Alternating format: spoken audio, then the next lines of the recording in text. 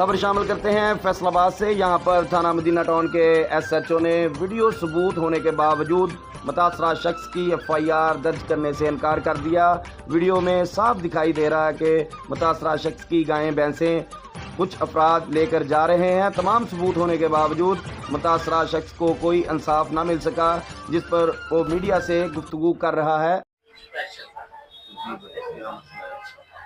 अस्सलाम वालेकुम भाईजान, मैं रैशी हूँ मामू गंजन का, तहसील तादलियाबाद जिला फैसलाबाद के दर्जना। मैं 208 पिंड फैसलाबाद में जड़ा वाले रोड से फार्म हाउस बनाया, उन्हें मझा और गावां रखी थी, दूध सैल करता था।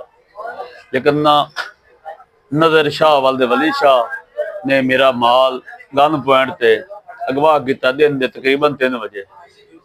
मेरी कोई बात नहीं सुन लिया। मैं मरियम निवाज साहबा से गुजारिश करता हूँ, मैं इधर 4-5 दिन से कभी किसी ऑफिस में कभी किसी ऑफिस में मेरी SHO FIR नहीं ला रहा। मैं 1 5 से भी कॉल की, लेकिन इनका कोई